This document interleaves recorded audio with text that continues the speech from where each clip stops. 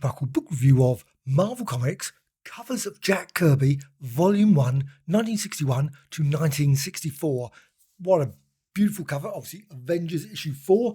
Got this sidebar, which is very, very nice. You can see there, Marvel Comics, the cover art, Jack Kirby. Very nice quality book from Dark Horse. Now, this book cost me about £30. I don't know how much the American price is. I'm just going to have a look. $49.99. You can see the details there. And this covers a lot of great covers. Obviously, you're going to be a lot more brilliant covers once I get to Volume 2. How many pages? About 180 odd. That sort of thing. Obviously, there's a few additional pages at the back. I'm not counting those, but this is amazing. Absolutely lovely book. Before I go any further, please subscribe to the channel. Also, a like or dislike even. Also, comments. Always great to hear. Will you be picking this up? Will you be looking for this book? Will you just check it out? Maybe get it in the library? I don't know. But great for any comments. Marvel Comics, Covers of Jack Kirby. Let's go through the book itself because it's just great. Look at those brilliant covers on the back. However, it's not perfect. Don't think it's perfect. Now, I'm going to point out a few things that I think they could have done slightly better. But also, I will show you, of course, here's one of the comics. You can see the size of the comic and the book. So you've got there, obviously, Thor, the Mighty Thor. Now, I know it's not the period it's covered, but I couldn't find one. Actually, I was looking around for a comic. I have got a few of these, but unfortunately, not ones that I could find. I've got Avengers 3, I think that's covered. It must be, I assume, somewhere. But I couldn't find it. So this one, really beautiful colour work all the way through. But it does have a few things that I thought, you know what, they could have done so much nicer. There's a lot of this sort of thing, which I think's fine. I mean, it's very nice. They always seem to do this. I don't know why they have to have these massive blow-ups of particular scenes or something. And then, in the book itself, they just shrink some of the actual comic covers and have 3 or whatever instead of... And there's, you've got another one. Again, I think a couple of wasted pages. Why not remove those and actually just use those pages for actual covers? Would have been so much nicer. Baffles. Maybe there's a reason. I do not know. They're Volume 1, 1961-64. Introduction by Patrick McDonnell. You've got all the details there. Obviously, Dark Horse. This came out this year, 2025. I guess 2025, 2024, that sort of time. It's still just February now. Introduction by Patrick McDonnell. And I love that scene. That's absolutely great one. Boulder obviously the sword comes down. And he's of course fighting. Again, slightly odd that they would include this. I do not know. That page could again been used for a cover. Now they do include a cover. This one is nice because it's a cover that Jack inked. Jack Kirby inked this one. And it's quite interesting to see actually. I mean, I think it points out that Mr. Fantastic looks very much like Jack Kirby, and I think he always did as well. So it's always another one. And also, you've got the Human Torch, slightly different. They all look very odd, actually, compared with their usual look. I love the way underneath they've got the writing, so at least people know that that's what they're looking for. Mr. Fantastic, Human Torch, etc. But still, of course, Planet X, not the world's greatest story, Kurgo, whatever it was. And they got some other covers. I had that one. And people put comments, they always say, why do you mention about the ones you had? Well, I did have that one. Strange Tales. It was one of the earliest, really old comics. I loved it. Don't know why I got rid of it, because it was just great. Orga. And of course, you can always see, certainly, the Thing there. And you can see the Thing there, of course, as well. Variation, of course. Many of the characters do quite often look the same. And even the cover does have those sort of scenes that you see, all those little sort of people there obviously go, sort of thing that was on Fantastic Four, #1, of course, as well. Love that sort of thing. So, and you got battles as well. But they didn't include many of these. And I assume that there were a few more of these. I'm quite certain that Jack Kirby did lots of covers. And it doesn't actually, unfortunately, give a date there. Oh, yes, it does on the other side. 1959. So 1959, it would have been obviously nice if they'd included a few more.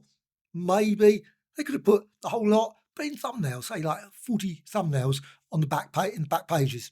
Would have been nice. And they got another cover there, of course. So it's got a little bit of detail about the book. And again, got this another massive... Why? I mean, you know the section because you can see on the actual listing, it's got each and every one of these has got a listing. So they don't really need to put that. Also, why didn't they include like the Rawhide one? I'm quite certain Rawhide, he did the covers for those, and they were probably the earliest Amazing Adventures issue 1. But you of course got, I mean, they're just really, really big. And like I say, you can see the size there, and I'm just going to go and put it there. So it's bigger than obviously the originals. So you got there Fantastic Four, Skrulls from Outer Space, and it's sort of in order. I assume it's obviously date order, I guess. I would have liked it in many ways if they'd put the job code, maybe done it in job code order. If they, of course, know the job code, would have been great. So you could have seen the development of the pages. Sometimes it's a bit harder to see if there's loads and loads of issues for perhaps 1 month. You end up sort of not knowing, did he do that one before this one or that one? I don't know. Maybe it is in that order. But still, I think it's great. They include a little bit of information. The first appearance of the Fantastic Four. No, not possible. And the Mole Man. Also Fantastic Four, first appearance of the Skrulls. That is one of the weirdest covers. Lots of these covers are really odd. When you look at them, quite often you think, what was happening? Why was that? And just strange, really strange covers. The way that obviously Mr. Fantastic stretches, a very ungainly look, the way he's stretching through there. Man in the Anthill, of course, a classic one. The Ant-Man, Giant Man, etc. But then we get the Fantastic Four, the Fantastic Car, Fantastic Four costumes, and other startling surprises as well. And of course, I'm not going to show all the covers here. Journey into Mystery. That's strange. Spider-Man. Was that August 62? So that's 62 or 62, September. Yeah, I guess so. I didn't realise it was so close to those other issues as well. Strange. But still, that's one of the things that's nice when you look at a book, when it's like dates, like this date order. But again, in many ways, it would have been nice to be, or just have the job code. You don't have to have the job, then you can look back and say, oh, that's slightly before this one or that. Because I'm certain that must have happened. Some covers were a little bit later. Now, this is what I mean about the size. Why? Why do this? Very odd. I mean, obviously, they've already included that one, but it's this one. Thor captured by the Executioner. I guess maybe one of the reasons was that they weren't particularly the most interesting of covers. But there's also a lot of other covers that were not great, and they've got them full size. So I'm not saying that one's a very dramatic one. Obviously, first appearance of Loki. However, the Thor captured by the Executioner, not the greatest of covers, but still an interesting one in many ways. Because, of course, the Executioner came back a little bit later, but in a slightly different form. You got this one. And some of them, you look at them and think, very odd. Especially when you see, now I guess that they wanted the emphasis on the size, obviously the hand, and how small Ant-Man was. Ant-Man seemed to vary slightly. He was big this, slightly. Could never exactly work out what his size would be. But also, obviously, the writing over it. A lot of people really hate all this writing. It is a pity, of course. Lots of this writing couldn't have been removed. Some people might say, oh, no, can't do that. Oh, well, it would have been nice if they had done that, but they didn't. Obviously, if they had the original, then it wouldn't be the same, would it? You have to have the text as well.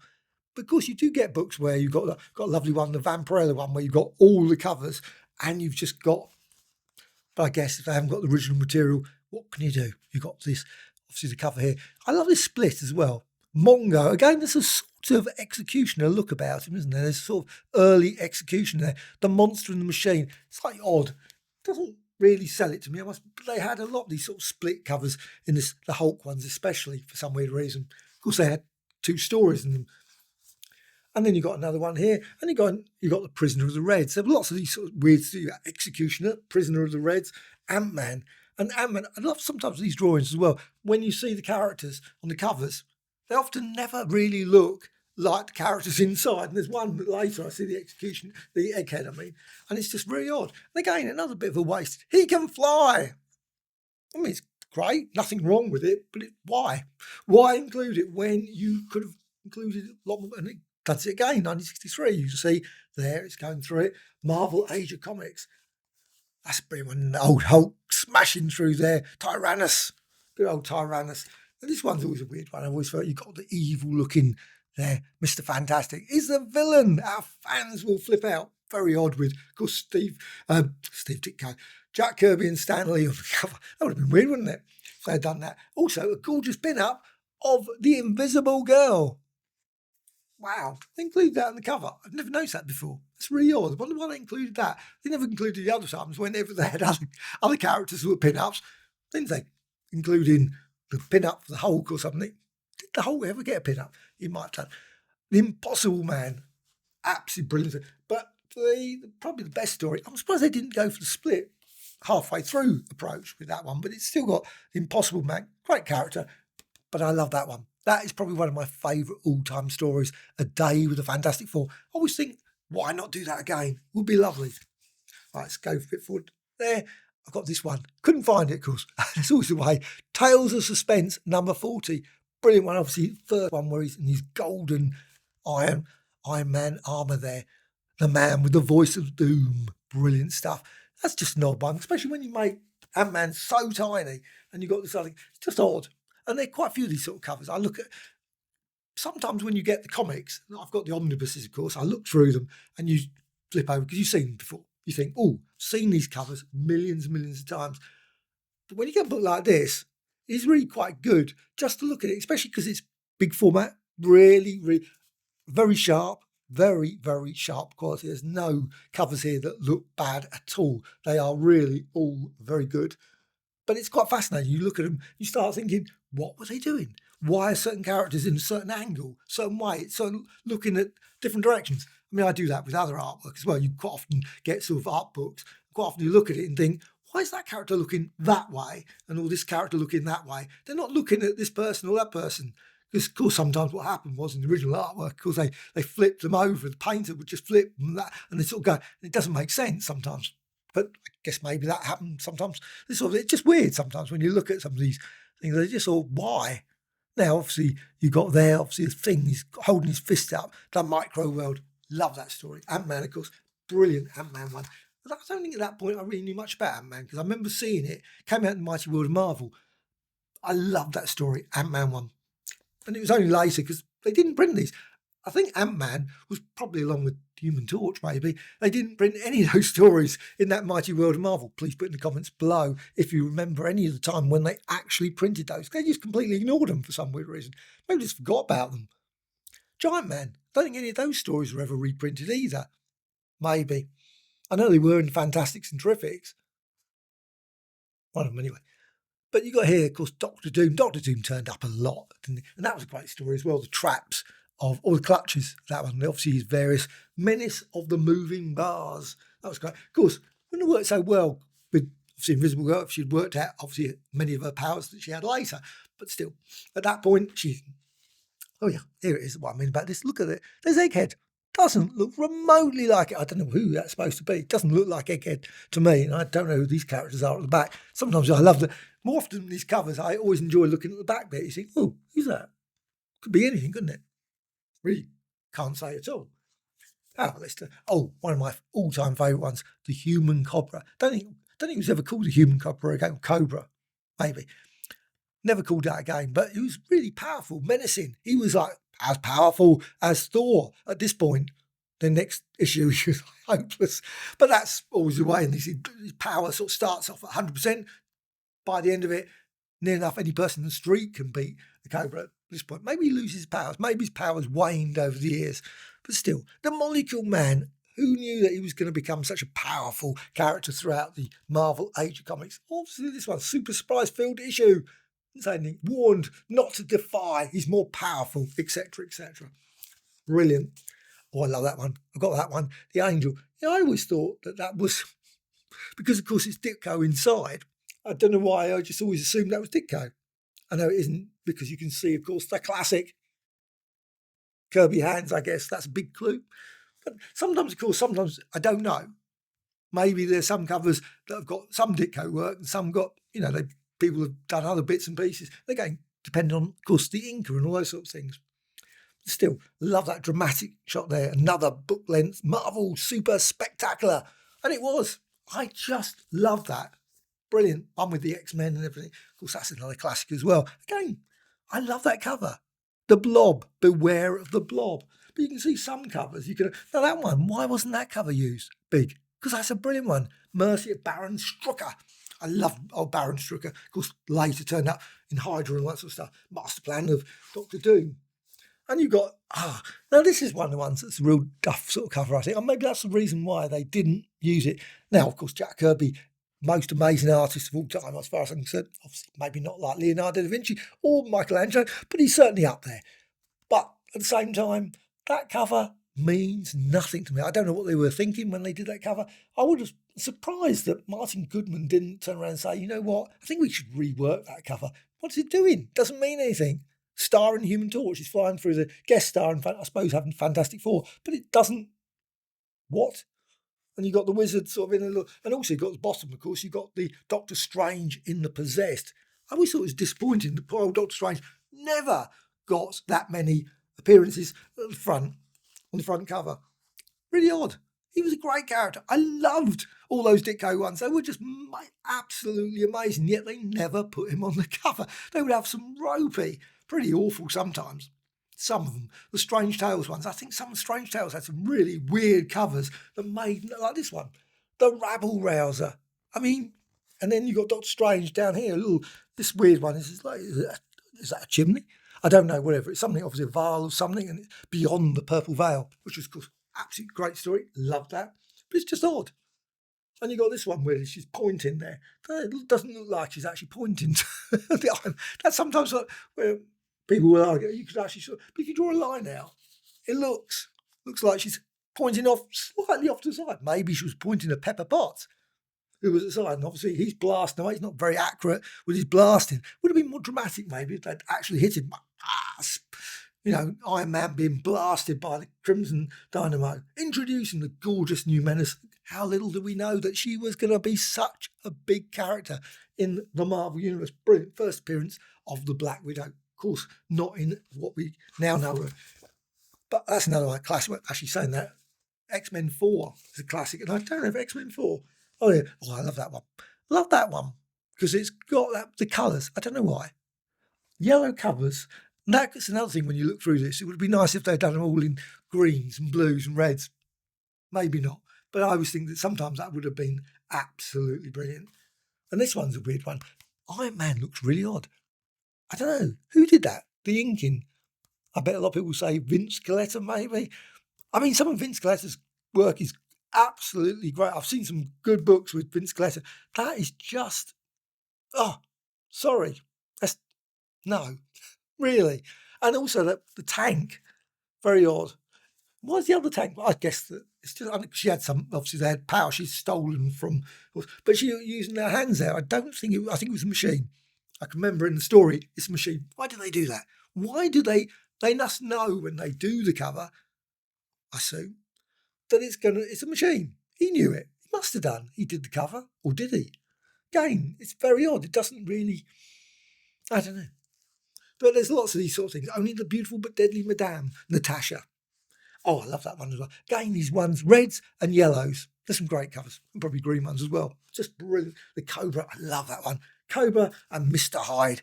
What a great. See, he needed Mr. Hyde as well by this point. Eventually, he needed like half a dozen other people. I expect, of course, the Serpent Squad by Captain America's time. He was reduced to, absolutely hopeless character by this time. But still, I don't know if he's still around. This is always a weird one as well. On the trail of Spider-Man. But sometimes they didn't really put much information. It got a little bit. It just says Tales to Astonish 57. I think they should include a little bit about Spidey, because Spidey looks very odd there.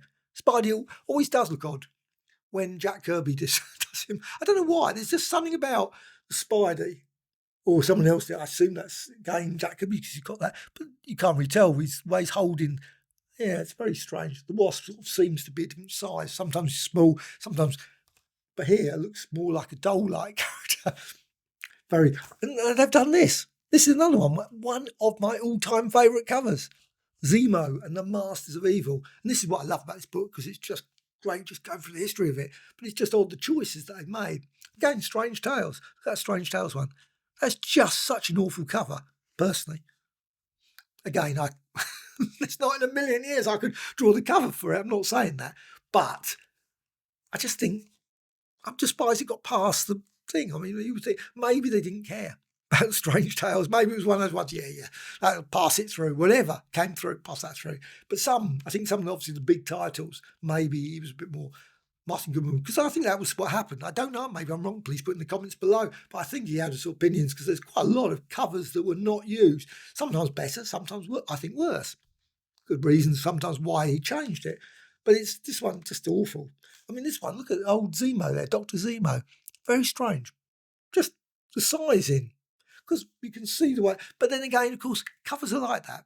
I mean, back in the 40s, you had those brilliant ones and the war ones where you'd have absolutely huge heroes battling away with the sort of obviously Japanese forces, the Nazis or whatever. But I mean, they would be massive, and you'd see the Human Torch just flying through a ship, which clearly was about 20,000 times bigger than him, and yet he was bigger than the ship, and it was just amazing. So maybe this was the thing. Maybe I'm just assuming they should be realistic. Of course not. They're to sell the story, but it's always doesn't mean I can't look at it and go, why is that? My favourite one. I love that one. Number 6, absolute masterpiece. I think I've got that somewhere. I know I've got that somewhere. Where? I don't know. But the melter. I love that one. Melter. Well, what's he blasting at? And what use is he doing that for? Wouldn't have been any use in blast. Maybe he thought he could melt Thor's hammer. Really? No. It's not going to happen. And then you got the Iron Man, obviously. And you got there Zemo at the back there with his blaster. I have no idea what he's aiming at. And then the Radioactive Man, who knows what he's doing? He doesn't know what he's doing. But you also got Rick Jones on the cover as well, which what's he going to do against them? Especially the Radioactive Man. I'm not certain that the Radioactive Man, being Giant Man even, would be good. But still, there's mere quibbles of these sort of things. Kang the Conqueror. I've got that one. I love that one. First appearance of Kang the Conqueror. Just an absolute classic. Brilliant, brilliant story. Little did I know at the time when it came out that Kang would go on, of course, the TV series, which I thoroughly enjoyed, with like the Loki one, Loki season 2, all those sort of things. And again, you got some of these covers were very unusual. On to Okinawa. And this one, of course, we didn't get this story for some weird reason in the UK. Didn't turn up. I don't know, maybe I'm wrong on that, but I'm quite concerned it did not turn up for some. There was also the one with Magneto for some weird reason, because I think it was because of the X-Men, maybe. Maybe it was because of Doctor Strange that we didn't get this story. But it was just odd. They often did it. I just skip it. You think, oh, here it is, the Magneto story. Didn't come to the UK. Why? I mean, what an absolute brilliant cover. Even though, of course, you've got the scene there, of course, with obviously they didn't do particularly very much, but it was great to, of course, see Quicksilver and Wanda, of course, went on to the Avengers. It's weird that no one ever, you thought Thor would have turned around and said, by the way, you know, etc., etc. You fought me a little while back. Don't mention that. Again, Sergeant Fury, they were just great covers. Absolutely. As well as stories. To me, they're some of the best. Really surprised yet that Marvel have not brought out the wonderful omnibus collection. They've got the epics, but I think 2 volumes, two volumes, I think, of the epics. And that's odd. Why not? There's some just so brilliant stories. Then again, they don't bring the Westerns out either. So, but I guess just people not going to be. But then you got the Avengers break up. That must have been a terrible thing. When people saw that in the newsstand, you would go, what? No, they can't be breaking up. We've just lost the Hulk. And that was one of the things I noticed when I was reading the omnibus, and it was saying about Captain America, all those sort of things. I thought, it was interesting that people were slightly disappointed that Hulk suddenly, where's he gone? Which is pity, I suppose. But still, they could have brought him back a few more times. But of course, he was captured at last. This is now walks the android, whoever he was, and so on. I mean, this is just full of some absolute great covers. But again, too many of these a bit. I think personally would have been nice if they hadn't done that. Also, another thing, it was just suddenly noticed the bottom, not that the bottom over this side. Why do they always have to do that? The Marvel Comics covers by Jack Kirby. We know it is. It's the book of more. It's called Marvel Comics covers. Do I need that bit of space? Why? They could have had a bit more information. Would have been nice, maybe. Could have done that. I don't know. It's just whenever I see books, I think, why do they include that bit of information? Absolute meaningless. They always put it along the top or something. You think, And this is also back, obviously, Jack Kirby there, 1917 to 1994. You think, wow, that's 30 years ago. 31 years ago. Yeah, quite a few years ago. This is how twist Jack. We got Doctor Doom as one of the Fantastic Four. Of course, I think he was quite a few times. He often turned up, didn't he? But what a great cover that was as well. But still, again, I don't know why they didn't just have a proper cover there. But back, obviously here, Dark Horse are bringing out some lovely. I've got some other ones I just quickly want to show for size purposes. So let's just go to this one. This is the amazing. This is from Dark Horse. why they weren't consistent. I think I would have paid an extra few quid to maybe get consistent. So look at that. Slightly smaller than that one. The Art of. Just odd. Why not go for the same size? It would have seemed to make sense. It would have looked brilliant, especially similar sort of design on there. Would have been nice on the bookshelf. You know, you would have had that. Now you got that sort of. I know it's a mere quibble, but it's just odd. I don't know why. This of course is superb as well. But it's just strange when they don't keep the size consistent. I assume Volume 2, when it comes out, will be the same size as this. That would be weird if they resized that, wouldn't it? But I guess Volume 2 is going to be 1965, obviously, 65 to 67. There's going to be a lot of, because there's a lot of covers that obviously Jack churned out at that point. It was Thor, all those sort of ones. I mean, obviously, maybe there were some other covers that he didn't do, but there must be a fair amount. So I don't know if it get up to 68, 68, 69. I don't know. But I'm looking forward to it. I definitely think this is a lovely, lovely book. And of course, it does reprint all the material. You can see, obviously, if you've got the omnibuses, you've got this. And I'm not going to, I could pick up one of the omnibuses and just compare the size. It's slightly, I think, I'd say bigger than the omnibus. Just a glance, I think maybe might be small. I don't know. But it's certainly a fair size. You can see there, I think it's quite. So you got that. But also, slightly odd. And I was expecting, this is what I was expecting. I'm not, I assumed Marvel Art of Conan. Same title, Marvel Articles or Marvel Comics covers of sort of similar thing. But this is what I was assuming we're going to get. So I was pleasantly surprised that it wasn't, though this is superb as well. The Conan one and the other one, the Savage one, they're just great. Absolutely love those. But this one, I love. Absolutely beautiful. Great to see them all in one place. Of course, you can see them online. You can go on various brilliant websites. There's lovely comic database sites. So you can run through all the Jack Kirby covers and just see them on there. But it just looks so much nicer in a lovely book like this. And I say, once Volume 2 and maybe Volume 3 comes out, that will be absolutely brilliant. Doesn't mention anything about that, whether it will be, but I assume it would be weird just to bring out Volume 1, wouldn't it? And unless obviously it doesn't sell. But it hopefully will sell pretty decent numbers, I guess. But I would love also to see my favourite, Gil Kane. Now, I'd imagine that would be about 10 volumes because he produced so many covers for Marvel. Maybe a Stranko one, but Stranko hard to say because I don't think he produced that many covers for Marvel. Produced a lot, but I don't think it'd be for a book like this. That would be really quite odd. But Gil Kane must be. I don't know. Please put in the comments below if you can think of any other artists that did covers, so many covers that could do in a book like this. I was going to say Steve Ditko, but I suspect I don't think he did that many covers, unless they include the covers, of course, from earlier, maybe. But I'm not certain. I don't know how many there would be. I can't imagine he did 180 odd covers. Maybe. I don't know how many covers. It doesn't say. There's so many covers, isn't there? It certainly must be getting on about 180 odd, 180 pages, but 180 covers probably as well, considering the threes on there. What else? Bill Everett. There's loads of other artists. Gene Colan, maybe. They could do a Marvel Comics covers of Gene Colan. That would be pretty amazing. I would love to see those. Obviously, you would have all the Tomb Dracula ones. You've, of course, got all the Daredevil ones and some Submariner ones. Certain loads and loads of great covers that would be really nice to see. There's probably other. Please put in the comments below your favourite artist you'd love to see covers of book, because I think this is great. Totally recommended. Brilliant book. Really worth checking out.